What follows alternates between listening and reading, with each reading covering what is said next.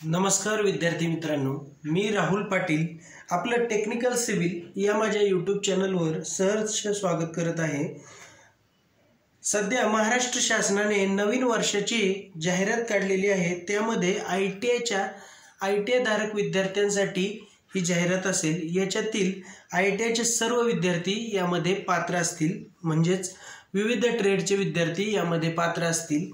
तसेच ज्यांचं ग्रॅज्युएशन झालेलं आहे, स्टेनोग्राफर झालेला आहे आणि ITI टायपिस्ट झालेला आहे त्यांच्यासाठी देखील जागा असतील। तर बघा, महात्मा फुले कृषी विद्यापीठ राहुरी येथे ही जागा निघालेली आहे। महाराष्ट्र शासनाची जागा आहे आणि यामध्ये बघा ITIच्या विविध ट्रेडबद्दल वॅकन्सीज आहेत। सर्वप्रथम ही जाहिरात काल प्रसिद्ध झाली 31/12/2024 ला आणि ही जाहिरात भरण्याचा म्हणजे आवेदन करण्याचा दिनांक 31/12/2024 आहे आणि याचं परीक्षा शुल्क भरण्याची अंतिम तारीख आहे 30/1/2025। त्यानंतर बघा, यामध्ये विविध पदं आहेत। पद गट क संवर्गातील पदे 241 ही पदे आहेत गट क मध्ये। त्यामध्ये कुठले तर वरिष्ठ लिपिक म्हणजे सिनियर क्लर्क 21 पदे आहेत। S8 हे वेतन श्रेणी आहे, म्हणजेच 25,500 ते 81,100 अशी ही वेतन श्रेणी आहे। आणि यामध्ये सर्वच प्रकारचे जे जाती संवर्ग कास्ट रिझर्वेशन यामध्ये दिलेलं आहे। त्यानंतर अनाथ, अपंग आणि इतर प्रकल्पग्रस्त, भूकंपग्रस्त म्हणजे हॉरिझॉन्टल आणि व्हर्टिकल अशा दोन्ही प्रकारचे आरक्षण यामध्ये दिलेले आहेत। मग सर्व प्रकारचे विद्यार्थी यामध्ये अप्लाय करू शकतात। त्यानंतर बघा, दुसरं पद आहे स्टेनो टायपिस्ट म्हणून आहे। यामध्ये देखील जागा आहेत। S8 हे वेतन श्रेणी आहे। यामध्ये देखील हॉरिझॉन्टल व्हर्टिकल मध्ये यांनी जागा दिलेल्या आहेत। त्यानंतर दुसरं आहे बघा, टंकलेखन म्हणून आहे। क्लर्क कम टायपिस्ट म्हणून आहे। क्लर्क कम टायपिस्ट याच्या देखील जास्त जागा आहेत, 40 जागा आहेत आणि यामध्ये S6 वेतन श्रेणी दिलेली आहे।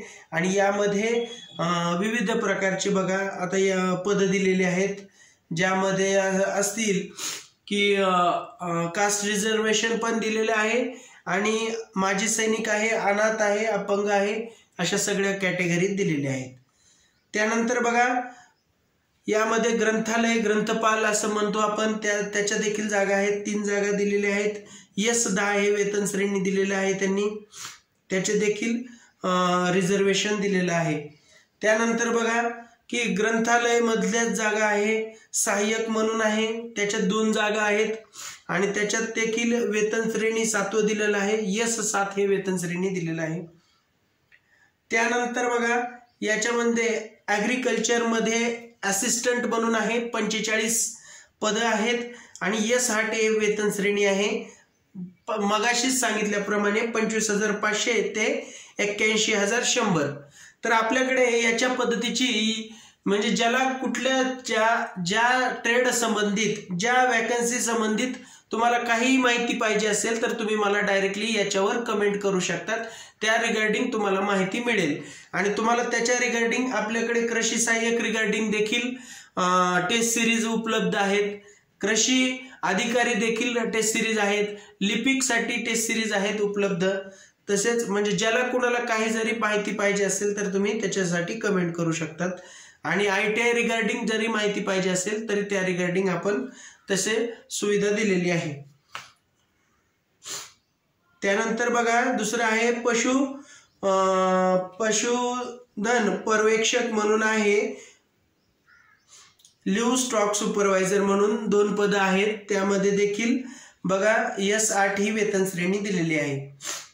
त्यानंतर बघा, कनिष्ठ संशोधन सहाय्यक म्हणजेच ज्युनियर रिसर्च असिस्टंट असं एक पद आहे। त्यामध्ये 62 पदं आहेत एकूण आणि S13 हे वेतन श्रेणी आहे। तर बघा, हे सगळ्यात जास्त वेतन श्रेणीचं आहे आणि याच्यात पदे देखील जास्त आहेत आणि याच्यात सर्व प्रकारचे रिझर्वेशन दिलेले आहेत। तर तुम्ही पाहू शकता वेगवेगळ्या प्रकारचे सर्व तर ज्युनियर रिसर्च फेलो म्हणून माग जागा निघायच्या त्या संदर्भात आपण बरेचसे क्वेश्चन टेक्निकल नॉन टेक्निकल काढलेले होते. तर तसं काय असेल तरी तुम्ही डायरेक्टली मला DM करू शकता त्यामध्ये.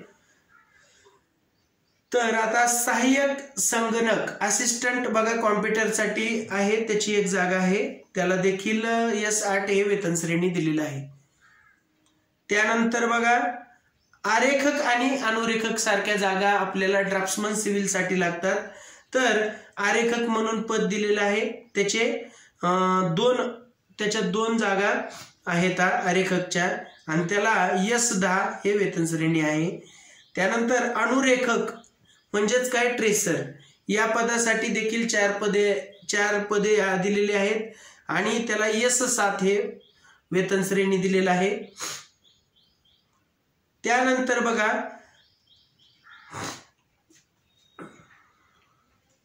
वरिष्ठ यांत्रिक म्हणजे सिनियर मेकॅनिक आहे, सिनियर मशिनिस्ट सुद्धा मशिनिस्ट म्हणू शकतो. त्याच्या 2 जागा आहेत, S8 हे वेतन श्रेणी दिलेलं आहे त्याला. त्यानंतर बघा तांत्रिक सहाय्यक यांत्रिकी टेक्निकल असिस्टंट मेकॅनिकल म्हणून आहे, त्याची एक जागा आहे, त्या संदर्भात देखील S10 हे वेतन श्रेणी दिलेलं आहे. त्यानंतर बघा दुसरं आहे प्रक्षेत्र यांत्रिकी म्हणजे फार्म मशिनिस्ट म्हणून आहे, त्याच्या 2 जागा आहेत, त्याच्यासाठी 8 हे वेतन श्रेणी आहे S8. त्यानंतर जोडारी म्हणजेच फिटरसाठी देखील फिटरचे 2 पद आहेत आणि S8 हे वेतन श्रेणी आहे. ज्याला कुणाला ITI रिगार्डिंग काही माहिती पाहिजे असेल तर त्यांनी डायरेक्टली मला कॉन्टॅक्ट करू शकतात, कमेंट करू शकतात, त्यावरून तुम्हाला त्याचं योग्य उत्तर भेटेल. ITIचे क्वेश्चन्स पेपर काय त्याच्या रिगार्डिंग पाहिजे असतील की या परीक्षा संदर्भात जे काही टेक्निकल सिलेबस लागत असेल तर ते आपण देऊ. आता ओतारी म्हणजे काय फाउंड्रीमॅन साठी देखील जागा आहेत, म्हणजे ITIच्या विविध ट्रेडसाठी इथे जागा दिलेल्या आहेत. S8 हे वेतन श्रेणी असेल त्याला. त्यानंतर बघा आता याच्यामध्ये ऑडिओ व्हिज्युअल ऑपरेटर त्याच्या देखील जागा आहेत, ऑडिओ व्हिज्युअल ऑपरेटर. त्यानंतर वायरमन S8 8 पद आहेत आणि त्याला देखील S8 हे श्रेणी आहे.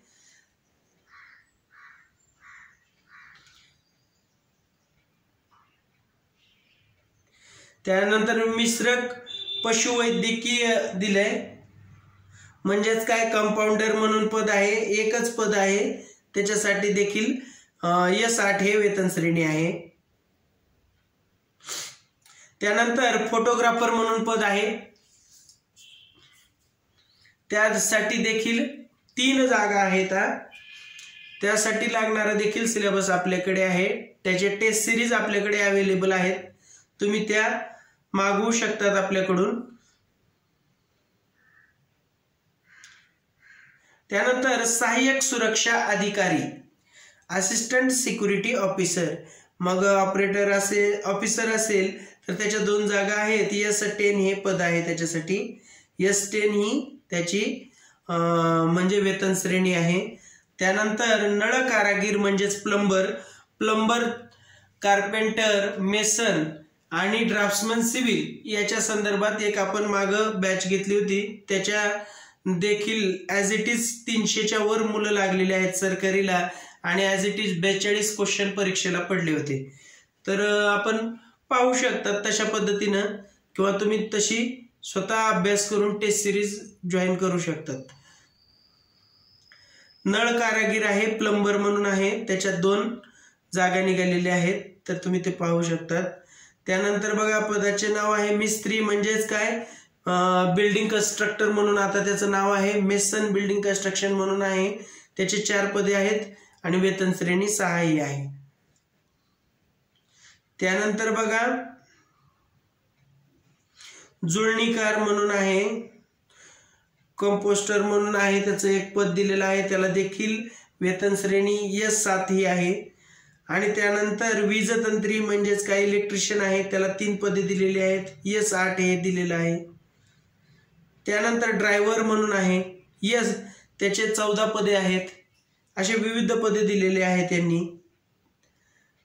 त्यानंतर बघा ट्रॅक्टर ड्रायव्हर असेल, कृषी यंत्र चालक, त्याचे 6 पदे दिलेली आहेत, त्याला देखील S7 हे दिलेलं आहे वेतन। आणि त्यानंतर संगणक चालक, कॉम्प्युटर ऑपरेटर, मग त्याला कोपा म्हणून जे आपल्याकडे कोपाचे विद्यार्थी आहेत ते चालू शकतात, त्याला S13 हे दिलेलं आहे। त्यानंतर गट ड मध्ये बघा, आता गट ड मध्ये 546 पदे आहेत त्यांच्याकडे। गट ड मध्ये मग आता ते कुठले प्रयोगशाळा परिचर, मग त्याच्यात लायब्ररी असिस्टंट म्हणून आहेत, त्याचे 7 पद आहेत। तर बघा त्यानंतर बघा दुसरं ग्रंथालय परिचर म्हणून आहे, त्याच्यासाठी देखील 3 पदे आहेत, S6 हे दिलेलं आहे। त्यानंतर